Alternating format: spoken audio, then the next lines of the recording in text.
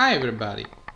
While Japan is dealing with the worst catastrophic event in the last millenniums, I don't know, it's really difficult to find when it was something like this. I mean, probably the worst event, let's say, in Japan with this earthquake after Hiroshima.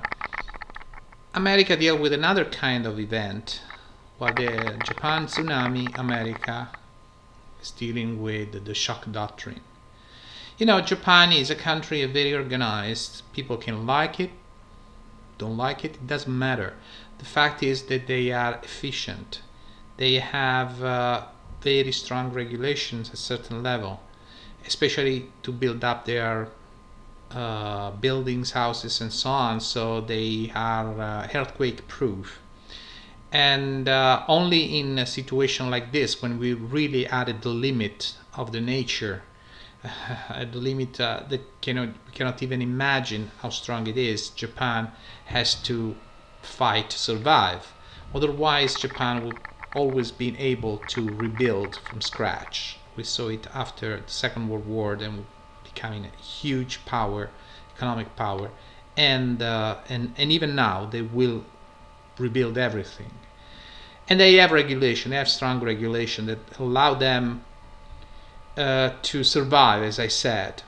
The only inconvenience was a huge tsunami. They couldn't expect that level. Otherwise, if it was just that earthquake, it was 8.9 degrees, they would have survived. Their buildings were excellently built. But what's about America about that? America is living another kind of tsunami that's called the shock doctrine. America, remember Katrina? Well, Katrina is the classical example of the opposite of what in Japan is happening. First of all, we could prevent Katrina. We could prevent also the Gulf situation with the oil spill, and we didn't, because the greedy Americans wanted to build up even more and more and more and more oil platforms in the sea, in a beautiful sea. There's the Gulf of Mexico, with a beautiful and fantastic for tourism and so on. It could be preventable. We could prevent this catastrophic event. The levees in New Orleans were not even close to what the levees in Netherlands are. And Netherlands doesn't have typhoons or cyclones or other stuff like that. They have just a rough North Sea, but their levees are a masterpiece of engineering, let's say that. And because of the corrupt administration that we had there, with the corrupt, stupid governor that we all know, we had what we had. People died, and while Bush was there with a birthday party for McCain, and then he went there many days after, he said everything was right. And then if we look at the history of this country, let's look at 9/11. 9/11 is a second example of that. It's the example in which everybody said, you know, you can come back. And now there are tons of people, including my friends, 2 friends of mine that died with cancer because of 9/11.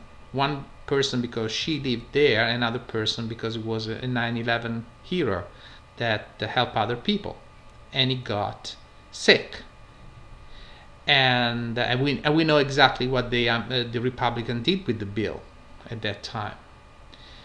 And the stupidity of these people, coming back to Louisiana, coming back to the governor of Louisiana, Bobby Jindal. Do you remember when he said we have to cut any funds against analysis for volcanic eruption? And then we had the huge eruption in the Washington state, and exactly when he said that. This lets you understand what we are dealing with, the shock doctrine. The shock doctrine is very interesting thing. It's a tsunami of your mind. They're trying to erase your mind and try to rebuild country based on a completely different point of view. But erasing your memories, erasing your history, erasing everything. And their tactics is that when a tragic event happens, it could be economic, could be physical, they don't rebuild. They destroy even more, and they give everything in the hands of the private sector.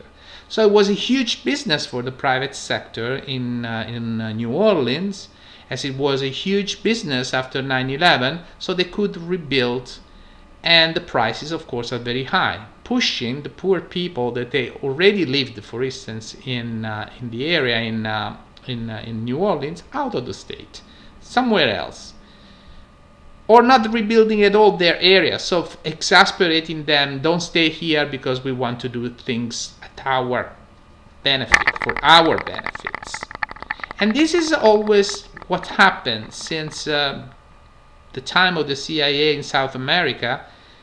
This idea that you can, through tortures, through psychological fearmonger, destroy the minds of people, the so-called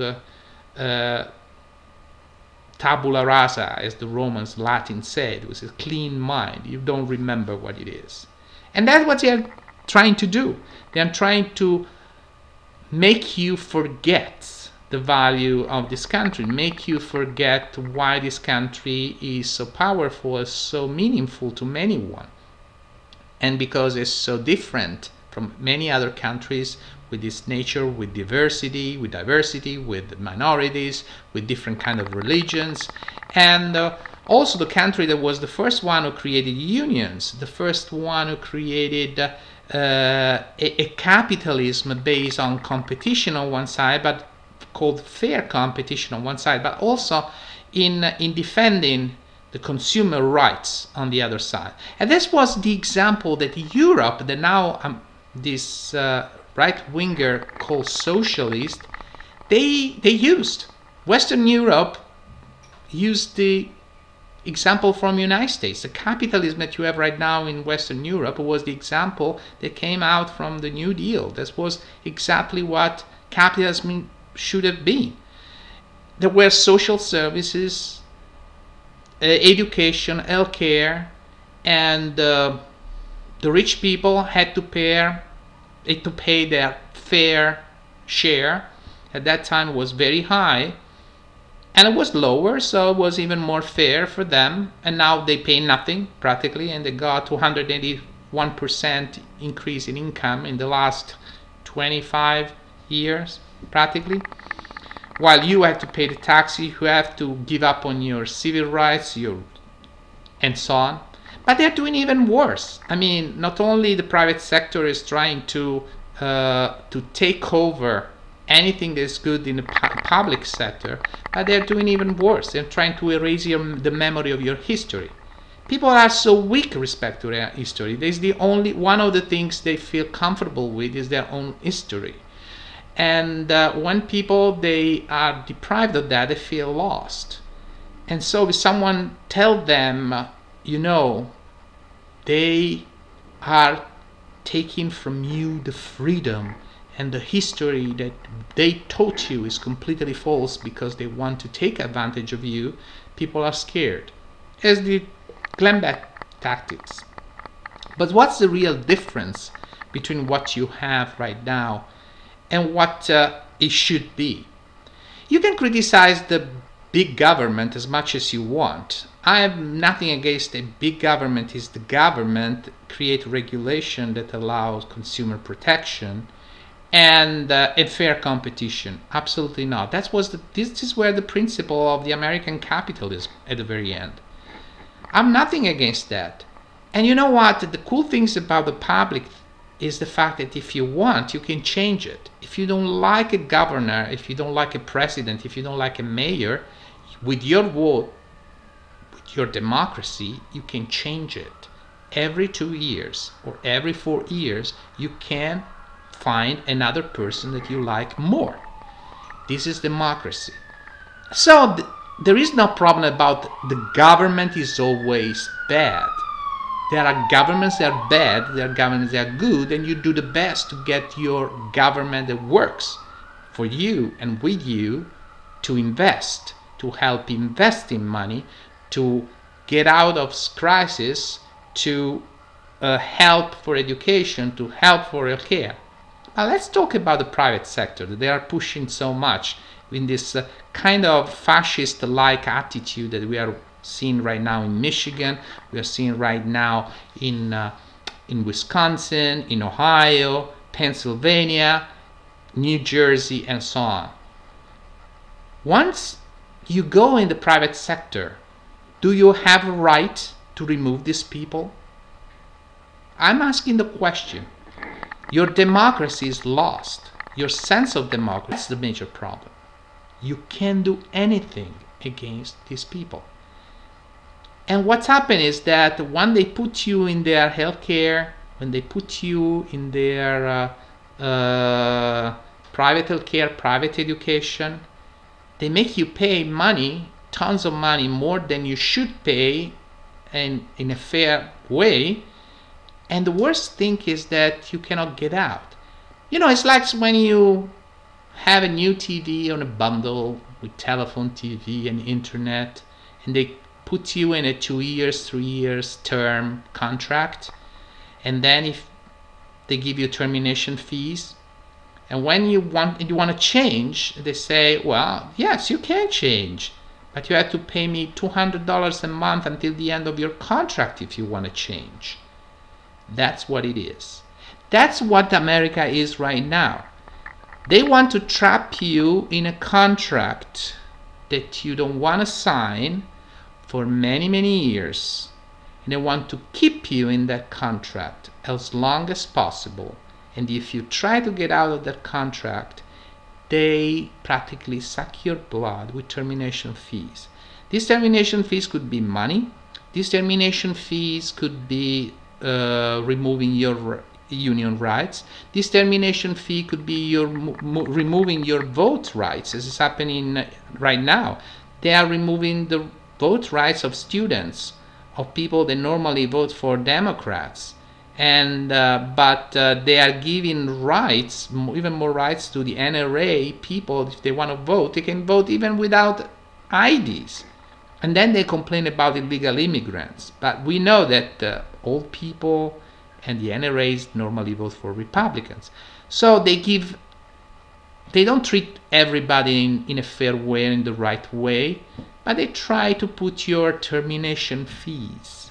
Remember, termination fees. This is the private sector. This is what you have. When you have a balance between the private and the public sector, you at least can choose.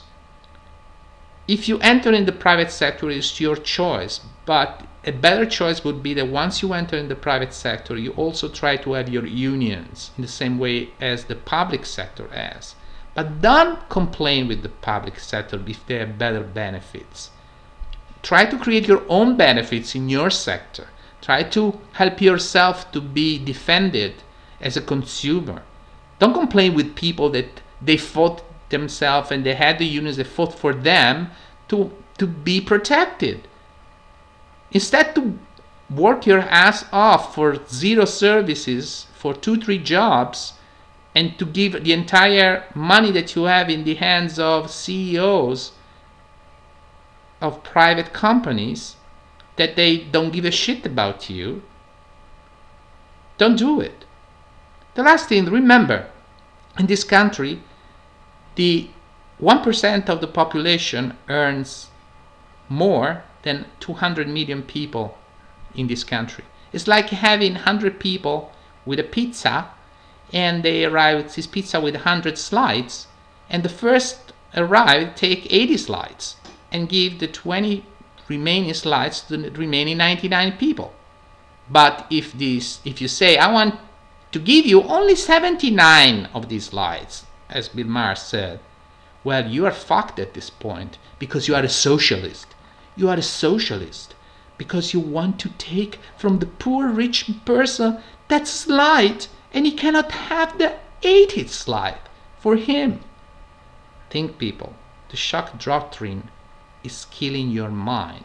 is creating your tabula rasa in your brain now.